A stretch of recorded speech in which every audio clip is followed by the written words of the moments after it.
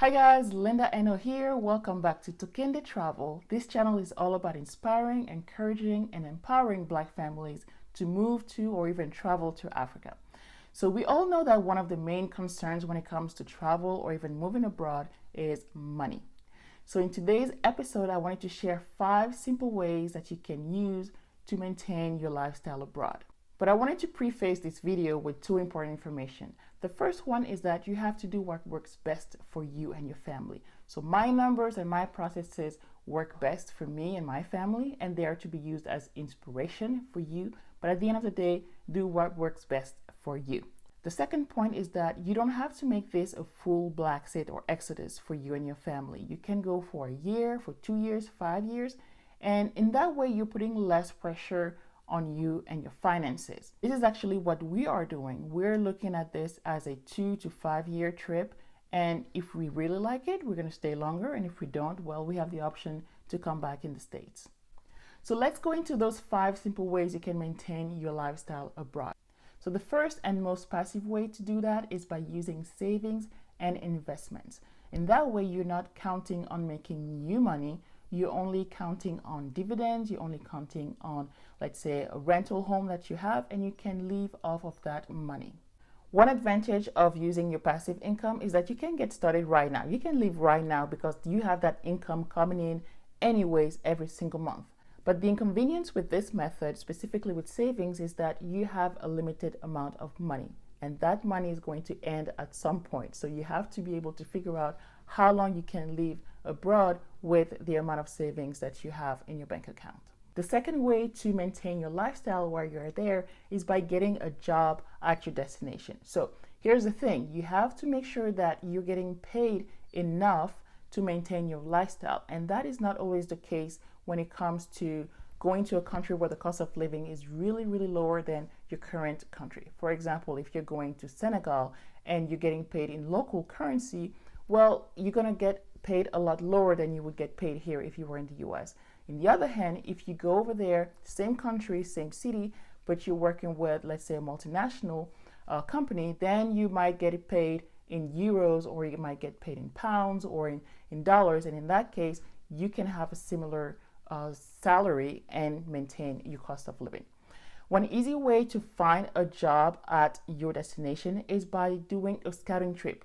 I did a video about my upcoming scouting trip to Abidjan as well as Cameroon, and the things that I plan to do once I'm there. Finding a job is not on my list. However, that's something that you can definitely do there. You can network, you can get to meet people in person and see if that will be a possibility for you to actually work there. Definitely do the networking in distance as well, ahead of time, through LinkedIn and other websites like that, just to make sure that everything pans out once you go there. The third way to maintain your lifestyle once you're abroad is by using your current job and see if they have a branch abroad. So a lot of multinationals will have branches through Europe, through Africa, all around the world, right? So here you would just have to ask your manager to see if you could be transferred in a branch that is abroad. Okay, a lot of people do that and it works pretty well. The second way to do that is actually, again, maintain that same job, but see if you can work remotely. So working from home, but you are actually abroad. You're living abroad. A lot of companies didn't ask their staff to come back to the office after COVID, and so you're still able to work from home. However, you have to make sure your company knows that you're not only working from home, but that your home is abroad. Okay, so they have to be aware of that. That way you don't get into any kind of trouble. In case your current job doesn't allow you to work remotely outside of the country, then you would need to get a new job that is 100% remote. In that case, they are aware that you're outside of the country, and that's perfectly fine with your new employer.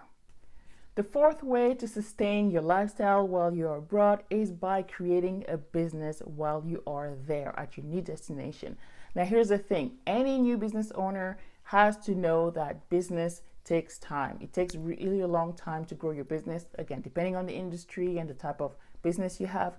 But you have to know that there is a lot of risk and there's a lot of time involved here. So you shouldn't just depend on that and say, okay, well, I'm going to start this business while I'm there, because it really takes a lot of time to do that.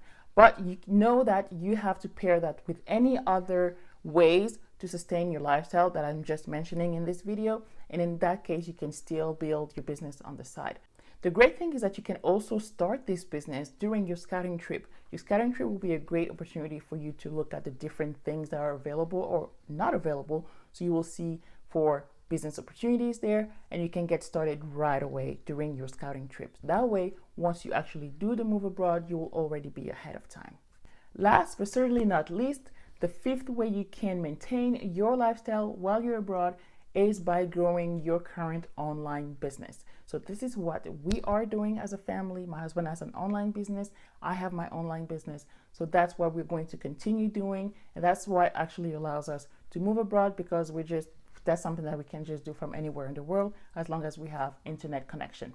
So the thing that I would add for this option is that you have to make sure you can automate as much as possible in your business. For example, your social media content or onboarding for new clients. Things that don't require you to be there and do it manually, just outsource or just automate as much as you can, because you just never know. Sometimes there might be power outages, or maybe time difference, or maybe it's because the Wi-Fi is not working on that day, right? So you have to prepare for these things and make sure that you can automate as much as possible so that the transition is as seamless as possible. So now that you know all the 5 different ways that you can maintain your lifestyle financially once you're abroad, I want to hear back from you. Let me know in the comments, which one are you going to start with? Obviously, you don't have to have all 5 of them. Like for us, we are combining number 5 and as well as number 1. So savings, which is number 1, and number 5, which is having our own business that we already have. So what is it for you? Is it number 5? Is it finding a job there? Is it your current job? Let me know in the comments. And if you have any questions about any of these 5s, you want to explore a little further, let me know as well. In the meantime, don't forget to like this video, share it with a friend, and subscribe to the channel so you don't miss my next video. Until next time, bye.